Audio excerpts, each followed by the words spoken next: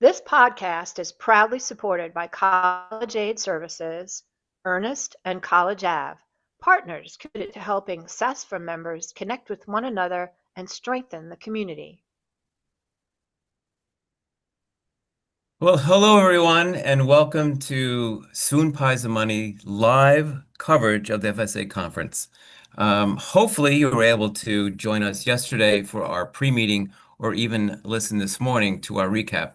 But here we are live, and as the saying goes, we are in the room where it happened. And so I'm going to turn this over to some folks who were literally in the room when it happened in a few minutes. But for those of you who are listening and don't know what Student Pies and Money is, it's SASFA's podcast. And SASFA's podcast really is designed for members by members. So this is a volunteer podcast. All of us have really rallied around over the last year or so to bring you all together with some news and notes. But could there be anything more noteworthy than the FSA conference? So I'm going to Bill, turn this. can I ask a question? When Sure. you say it's volunteer, does that mean none of us are really good at this because we don't get paid to do this? Is our real job? Is that what that means? Do you know that Leonardo da Vinci was a volunteer? Do you know? Really? That's right. Do you know that Michelangelo was a volunteer? Shall I go on? Shall I go on? Nobody gets paid while they're alive. That's the thing, Daniel. So you're we are volunteers. My royalty checks will be coming later, is what you're saying. That's right. Yeah, That's okay. right. Good, good. Whoever your beneficiary is.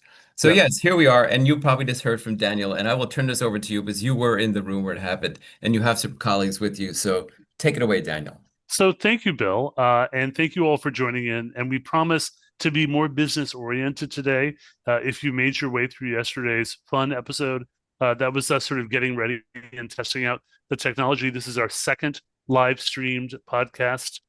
We have so far 13 viewers on our YouTube channel live. Feel free to type in the chat and say hello. Tell us who you are, where you're watching from, and also feel free to add your recollections and thoughts from today. I will read them out as we go through. But I'm thrilled to have two good friends and colleagues join us today. These are our special guests. We promise you special guests. You didn't know you all were special guests, but you are. So I'm going to start with the gentleman to my left on screen. On yours, maybe not. And that is Ben Monticello. Ben, introduce yourself. Tell us a little about who you are, where you're from, and give us a little bit of your background. Hi, thank you, Daniel and Swoonpies for having me. Ben Monticello. I'm the executive director at University of Houston, but I grew up in the Midwest in Indiana. I did have a very brief stint though in Florida for about I think 6 months or a semester of kindergarten or preschool when I was very little. I lived in Florida, so hopefully that qualifies me enough to be part of this podcast. I think it does, Ben. And you have a role, particularly this year with NASFA. Do you want to say a word about your role with NASFA? Because I think that may tell people why it is you're part of this podcast feed tonight. Absolutely. Of all the years, I have the honor and very proud of it. But I serve as the grad professional caucus chair for NASFA. Had I known everything that was going to happen when it was going to happen, would I have made the same choice? I don't know, but I like to think so. It's been a good group, and it's been an honor to kind of lead with that group and take in all the feedback. And I think there's been a lot of strong developments that have come from that. With more webinars and more insights that we've gotten from NASFA. So it's a great time to hear all the conversation, to hear what everyone has to say. Well, thank you for your work on that side, and really the care you've taken in the grad professional space. So, Ben, it's an honor to have you with us tonight. It's also an honor to have my good friend Theresa Cowan with us tonight. So, Theresa, why don't you introduce yourself? Tell us a little bit about you and who you are and who you work for, and about yourself. Thank you for having me, Daniel. I appreciate it. My name is Theresa Cowan. I'm the Associate Vice President over the Solution. The Solution is a kind of a new concept, a consortium of schools. We're not third party, and we don't own them, but we partner with them to bring success both in the student accounts and financial aid arena. We do medical and we do law. And we do chiropractic. So the graduate loans are something we're very concerned about. I'm also a consultant, and I've been a consultant with NASFA for the last 6 years, enjoying that, especially during this time. That has been interesting. And I've been in the business about 30 years. So this is probably one of the biggest set of changes we've had. It's such an overhaul of the of our education. So it is something to discuss. So I'm glad to be here. Thank you, Daniel. Well, thank you. And we're up to 19 people watching live so far. A couple of shout outs. Hello from ETSU, Quillen College of Medicine, to Christy Franklin. Thank you, Christy, for being with us. And hi to Kathy Ramsey from Ivy Tech, who's in Indiana. So we are getting, Bill, viewers from all over the country. So thank you for being part of our conversation. Again, if you weren't in the room and something we say today seems like a question you want to ask it. We promise no answers. But if you were in the room and we're missing something that you'd like to add or you want to add, please feel free also to type that in the chat. So Bill, it was quite a day. So maybe we should go through the day. But do you want to kick us off? Do you have a question you'd like to ask as we get started? Well, two things. Number one, just make sure we say this now. If anyone has a topic that they're thinking about and we may not cover, please send us an email at sasfapodcast@gmail.com. Because we're going to be, again, tomorrow tackling the same event and the same round of questions. But send us an email, and I promise you that we'll look at it tonight and bring it up.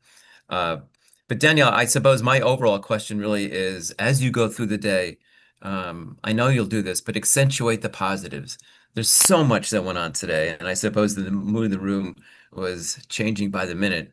But accentuate the positives, if you will, because after all, you are a very positive person, and I know you'll bring that forward. So as you go through the day, what can we really take away and be optimistic about? Yeah, let me start with I think one of the most positive things, which was we were in a room together as financial aid officers with the federal government. The fact, this was shared the last time that Federal Student Aid Conference occurred was in December of 2019, and it was in Reno, Nevada. Ben, Theresa, were you both there? Not for that one. Not for that one. Yeah, I was, and my clothing still reeks of the cigarette smoke That's why from that conference. Yeah. Reno is quite an interesting place, but I was there and I remember, well, it was a great conference. But the fact that we haven't had an in-person conference since then, and now here we are in a time where there is so much change. I was pleased at that. I know the timing was hard for a lot of folks who didn't get a lot of advance notice about it. But, again, I think that the fact that we were doing this is very important. I also think, frankly, the partnership and the mode of partnership was evident with most of the folks from the federal system. I mean, it's very clear that all the federal employees are really focused on trying to do the right thing and trying to help us at the institutions. And there was a lot of thank you that was expressed to us. There were some positive things that came out too, and we'll talk about them. But Ben, any reflections on the day as a whole before we dive into the individual pieces?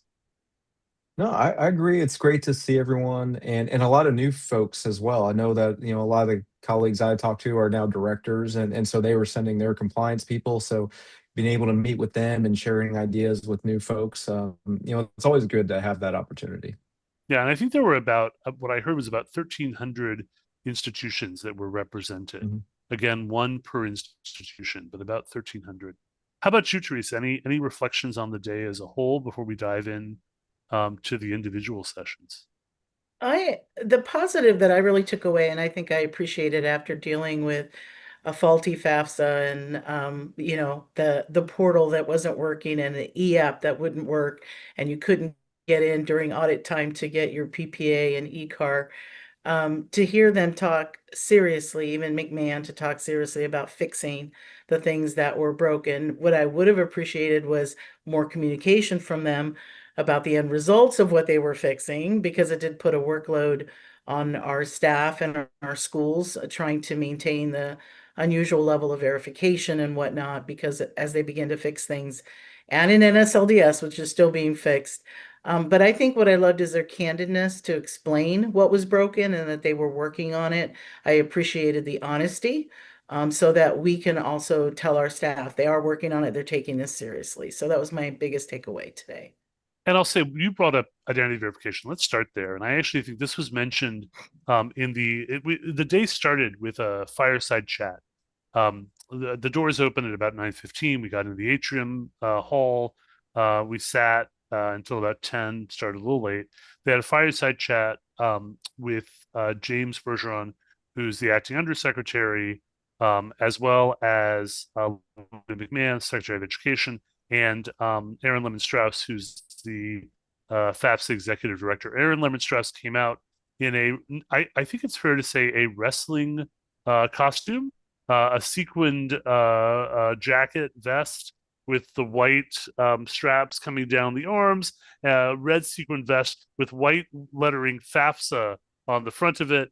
It smacked of a WWE costume element, which was a lot of fun. But I thought the fireside chat was really great. Jeremy. Aaron did bring up a point about the identity verification and acknowledged and thanked us for the work we had done, but did say they realize this is really their job to do. It's our job to be in partnership with them, but it's their job to do. And really the good news here is that the department is really stepping in to do this job. They've partnered with a company they have not named, who's doing some deep dives into some live responses as a student is completing the FAFSA. And students who they believe are not legitimate students, are either fraud attempts or ghost students, they're going to reject the FAFSA. This is breaking news. Our first breaking news. They're going to reject the FAFSA, send it to us, so that if it's a real student, we can then do an identity verification, submit that, and make that a working FAFSA. But rather than having this large set of V4 or V5 records that we have to work with, they're going to handle the first check on their end, which I really do think is good news. So let's start there. What was your thought about that? Maybe we can talk, either Theresa or Ben, about sort of your reaction to that piece. I think that's important too, right? Because the bulk of what we received was V4, V5. And I think that our staff tend to take that casually, right? We were allowed to do Zoom calls, which was helpful, but the sheer volume was almost, just something tasking our staff and really hard to deal with. So I was happy to hear that they're taking that on. Just like the DDX, you see improvements every day. So I'm looking forward to lifting the burden of the V4, V5, because, we're not document experts, so we can only do what we can see. And to put us in that precarious position of telling the student, I don't think that's you, is probably not something we want to do. So again, I applaud them, right, for taking that step and saying we're going to own this. It was interesting to hear how in depth that they can get, that they can track if it was an email that was newly created. There's a lot of security, very, things way above my head. And just to see the functionality that they're putting in and to talk about it from last year when they were first talking about that and announcing it. I think the communication from Aaron, especially in his team, where they're putting it out there and really trying to be that partner. And that, back to what you said earlier, Daniel, like that's a big positive for me, is that relationship, that partnership, and explaining this is why we're doing it. We know this isn't what we want to be, but this is where we're trying to get to. And then to see that actually work. I think last year when they rolled that out, okay, sure. They say they're going to reduce this. So they say they're going to take it back when we're doing all the work. Well, now we're to that point where they're actually living up to what they said. And I think that's definitely a positive to take away. And maybe since we're here, I'll say the day ended with a FAFSA update. Let's talk a little bit about some of the positive news that came out of that FAFSA update as well. One of them is an announcement that starting sometime this summer, they will be moving to immediate real-time FAFSA processing. So when a student finishes and hits submit, they will immediately get a valid SAI, a valid response to the Pell, and be able to make corrections immediately if necessary. Now, that doesn't mean we'll get an immediate ICER. It'll still be the overnight process. But that immediate real-time response, I think, is also really, really wonderful. And that will make FAFSA nights much more positive. And they're really focused on understanding why students start but don't finish the FAFSA, and eliminating friction around that process. So again, we heard some really good things from Chris Cummings and Nita Sonokar, the two folks who presented at the end of the day. I've worked with both of them in FAFSA beta processing, and they're honest partners. I mean, again, I really think they are willing to listen, want to hear our feedback, and are eager to make improvements as we go along. What was your reaction to the FAFSA news, either of you, that was shared? Anything else you want to highlight that I might have missed? Well, I think the critique I would have is we know that the FAFSA, the DDX, the fields, the skip logic is working as it should, and it's working a lot better. I think where financial aid professionals are struggling is NSLDS comic codes, right, that are after the fact. And I think that having real time is fine, but don't if you don't provide the proper comment codes that are a hard stop in awarding, students are going to be a little confused as to why they're stuck in the financial aid processing, right? And they can't move forward. So though I applaud their real-time efforts, the word of caution would be make sure that all of your integrations, such as NSLDS, are working properly so that parents and students can respond promptly, right, to get their financial aid packages. That's great. Yeah, I agree. I agree. Any other thoughts, Ben, from today's FAFSA news? I thought the missing signature was a really interesting stat where it went from that was the number one reason why FAFSA would be rejected, and it went down to like 1%. I think they had the stat in the slide.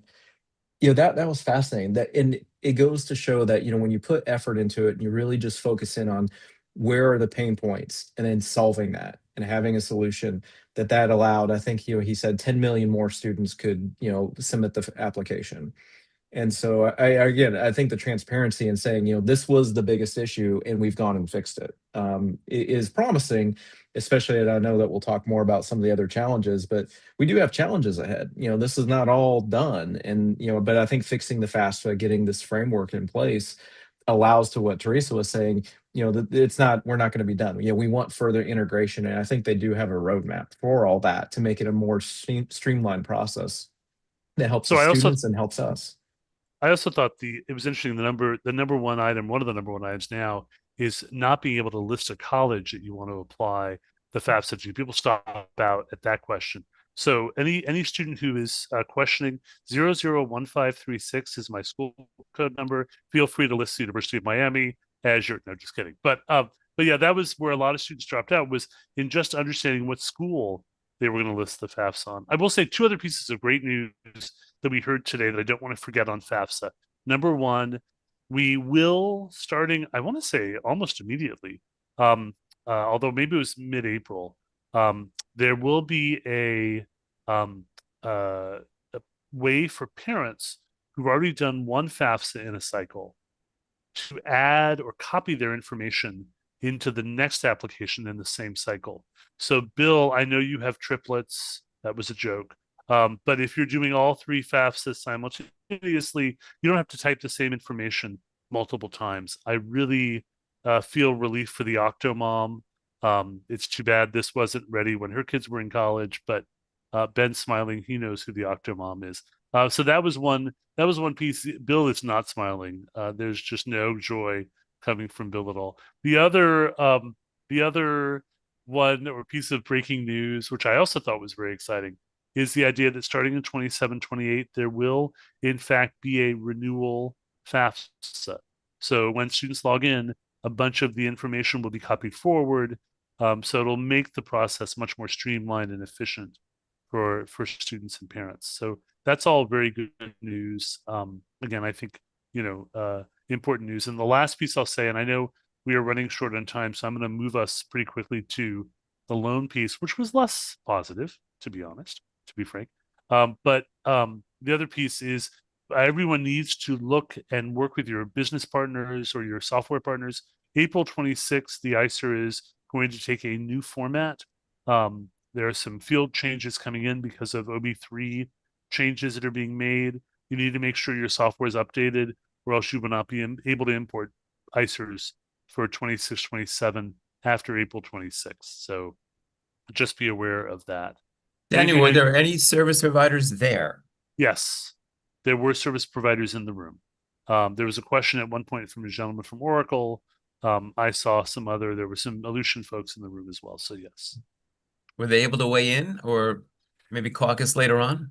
There was a good question from the Oracle gentleman about how can we program when we don't have final rules. This was really related to the loan piece. And the time frame is ambitious. Let's just put it that way, Bill. There's a lot that needs to be done. And now is probably a good time to move to the loan pieces. Most of the day was spent with 2 sessions, one on policy, one on systems. And there was a lot that came out of both. So takeaways, let's start, Ben, with takeaways from the policy piece. The first session, what things stuck out to you that might have been surprises you weren't aware of coming in today, or things that were highlighted? I think the big takeaway is that, we hear that this is simple, and I think we heard that a lot from FSA, that this is to them very simple. But I think as we're implementing, as we have found through simplification and other, things over the years, that the details really make the difference and provide exceptions that we really don't know how to resolve. And a lot of those exceptions came out. I mean, they had some real easy examples, but it's easy to get down the rabbit hole to see from this example that's standard, we have a little bit of a different track or a different twist on it. And we don't have answers to that. It's not as clean cut as we would like it to be. Yeah, I mean, as an example, one of the things that I missed was, admittedly, was the $65,000 plus limit, Parent Plus, is without regard to amounts that have been repaid or forgiven. So it is a $65,000 limit, and once you're done, you're done. The same with the lifetime limit for undergraduate and graduate students. Again, without regard to amounts that might have been repaid or otherwise forgiven. Once you hit that lifetime limit, you are done, and you can't repay your loan to get access to those loans again. And on that, what is great about being the conference and having it here where we can all get together is shortly after that session during the break, had a conversation with a colleague, and we had talked about that they're going to do a form. They're only going to offer 16,500 initially. And if you wanted more, they were going to have you fill out a form and have the parent sign with a disclaimer to say, you realize that if you take out more this year, you're going to be limiting your options down the road. Or if you take out the max every year, you're not going to have enough for that 4th year.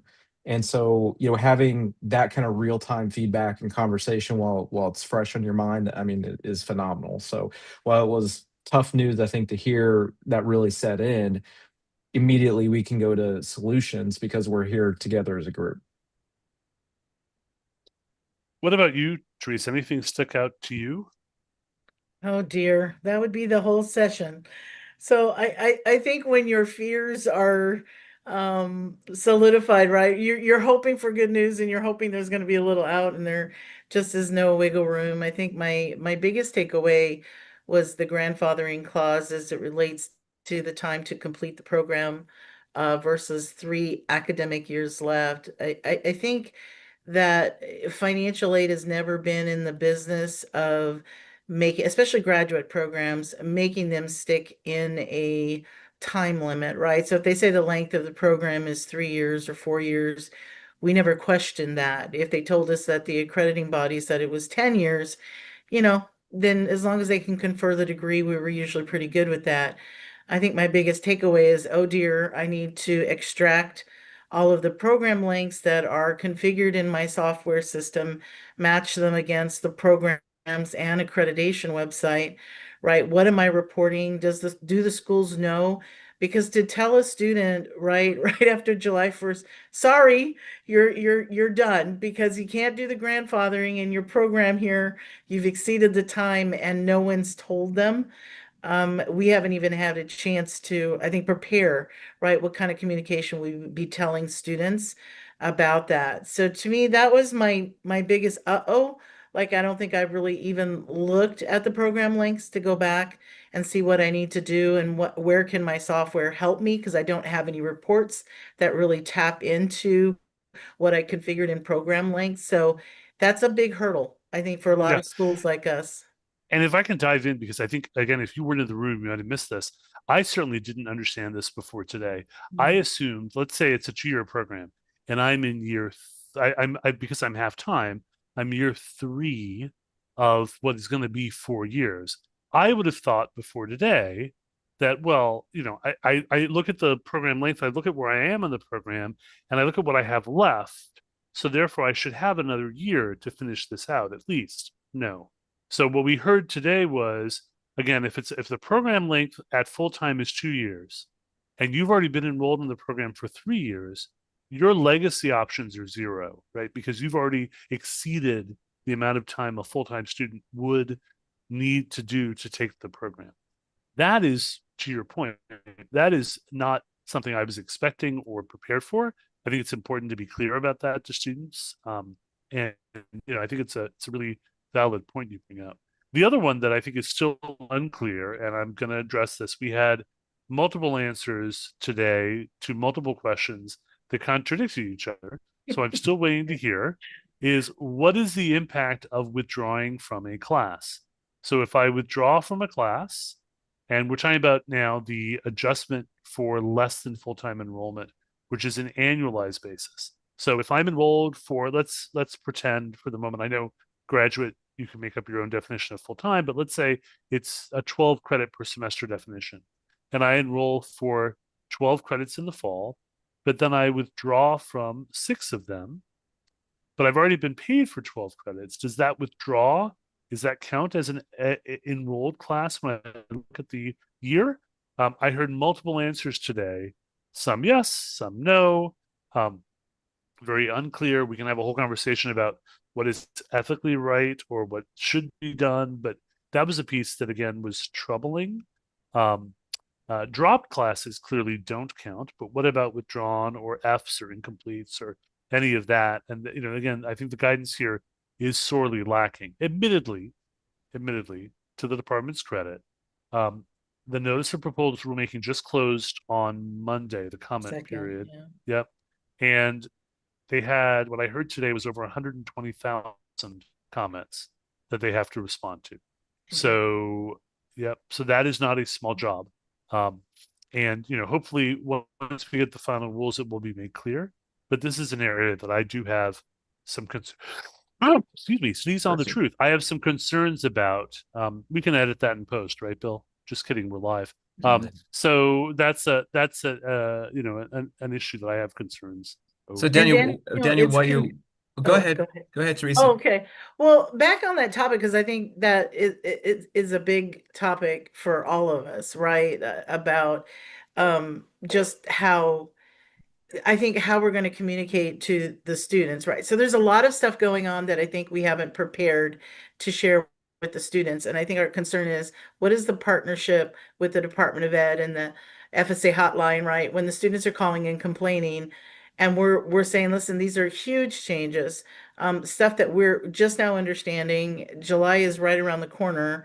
How are you going to partner with us to share this information to students? We were talking about students hitting the Parent Plus loan, right? And could you, as the Department of Ed, communicate to the parents and say, hey, you're almost at your cap for this student. And there was no, yes, we'll do that. Or, they need to think about the student in that, because the FSA complaints we're going to get they're going to feel like we're making up some of these rules because they sound that way. So I really think that there needs to be a bigger partnership and them communicating them too about the new regulations and how it's going to impact them anywhere they can. Theresa, that's a great point. Was that brought up at all in the Q&A, or was that topic discussed? Yeah, they dismissed it. So we did have a conversation, especially, and just the simple about the student. They know that the dependent student parent is hitting that grad, the Parent Plus limit. They're going to comment code to us. I mean, they're going to send us a response.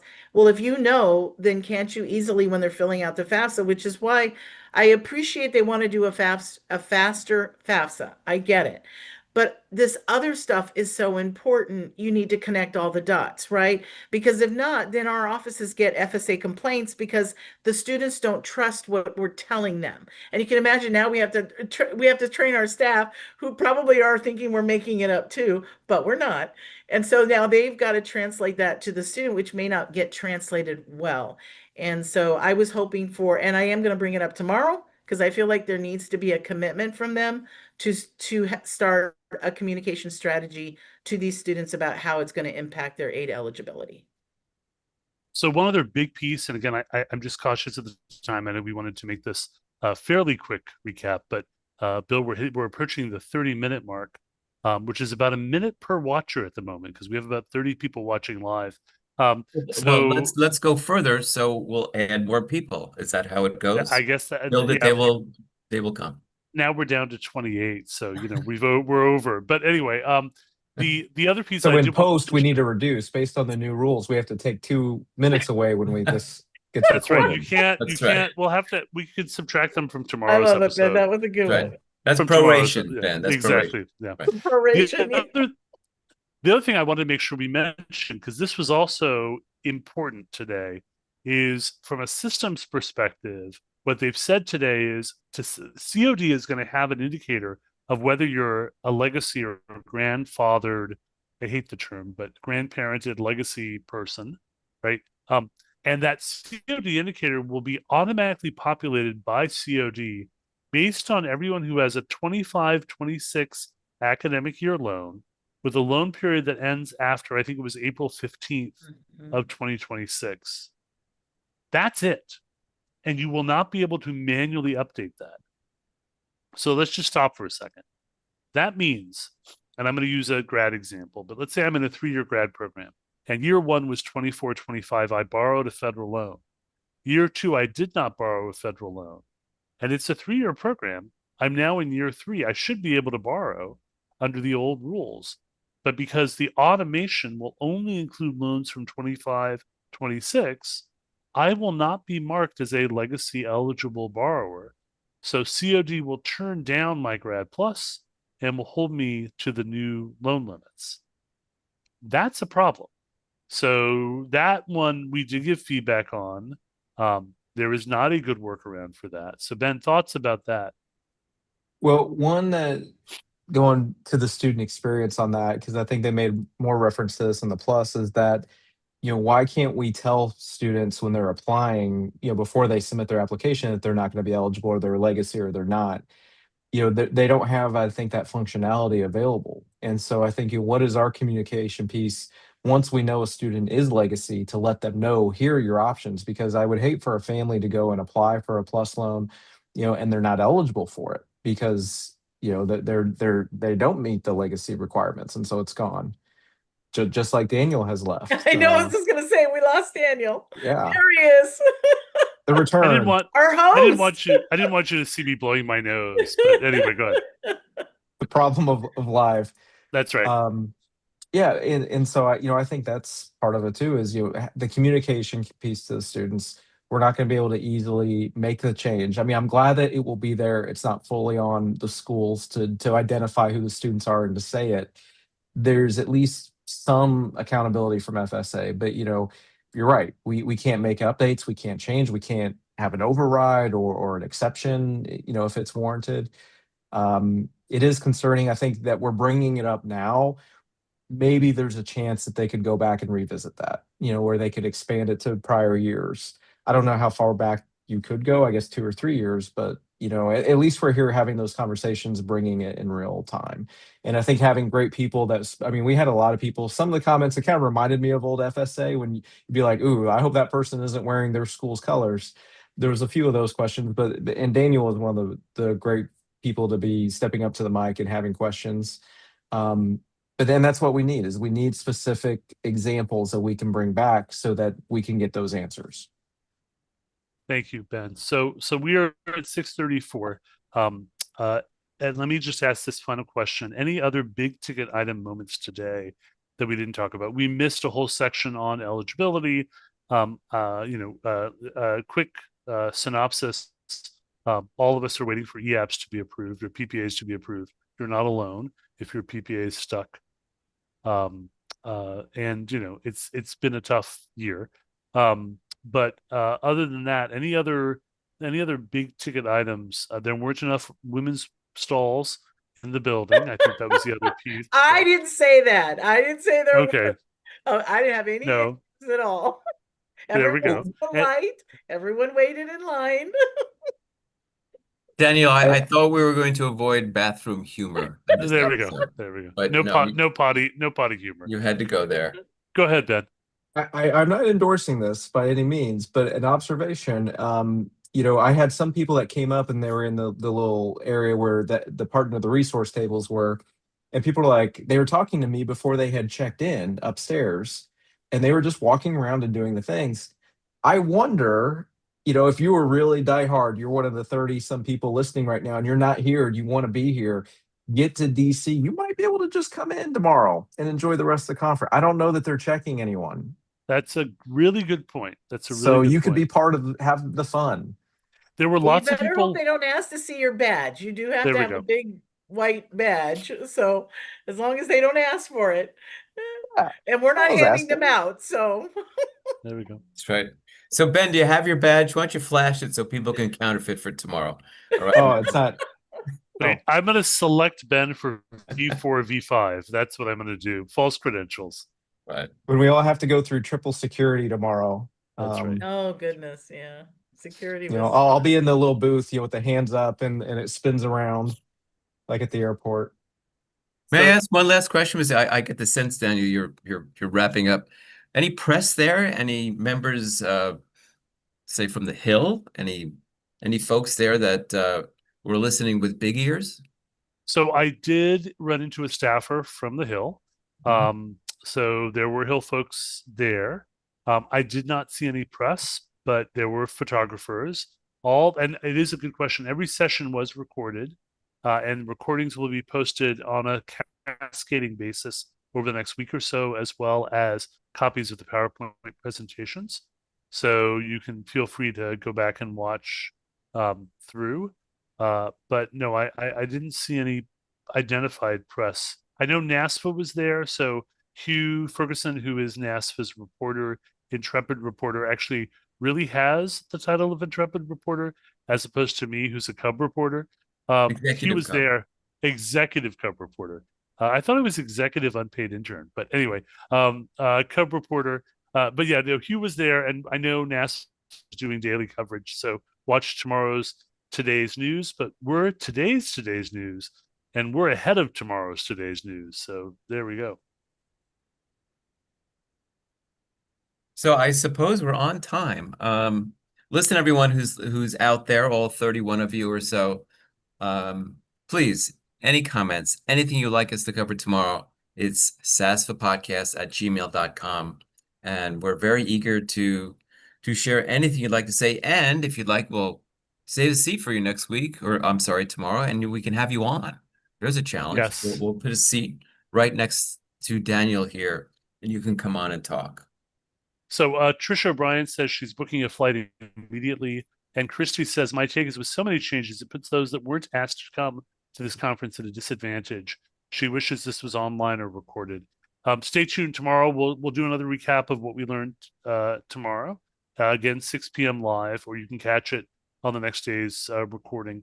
Bill, on your behalf, I want to thank Theresa and Ben for joining us as our special guests. We will have a different set of special guests tomorrow. But it's great to have both of you here and to get your feedback. So thank you both. Yes, thank you both very, very much. I appreciate it. You're welcome.